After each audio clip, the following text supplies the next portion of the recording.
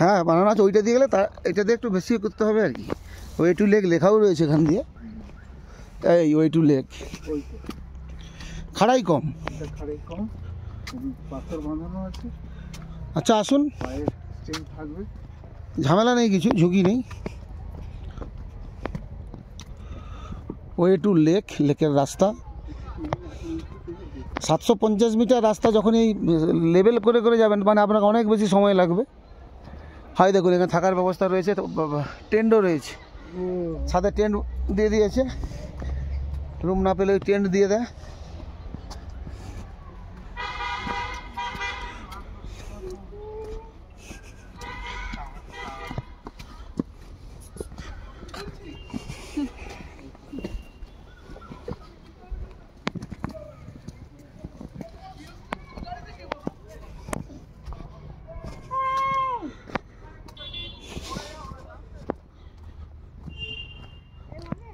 আমরা লেকের দিকে চলছি, পাইন গাছের জঙ্গল ভেদ করে এই রাস্তা ধরে।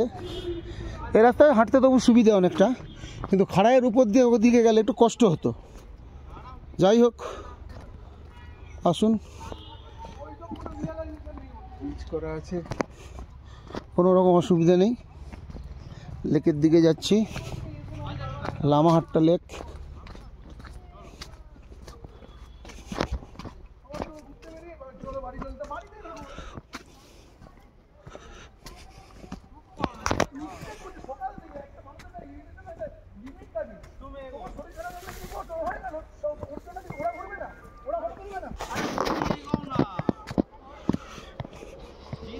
লেকের দিকে যাচ্ছি, লেকের দিকে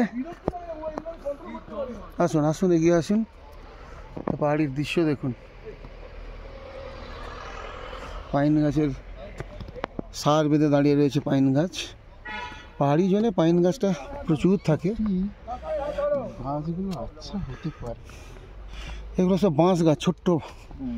এই বাঁশ গাছ বড় হলে খুব ভালো লাগবে, তবে মনে হয় ছোট করেই রাখে, এগুলো কেটে দেয়। এইরকম ছোট ছোট কাটিং করে রাখা হয়, এ বাড়বেও না, দেখার কাজ, বাড়লে জঙ্গল হয়ে যাবে বলে এর উপরে এসে গেছি। স্ট্যান্ডার্ড দিক থেকে আমরা অনেকটা এগিয়ে এসেছি।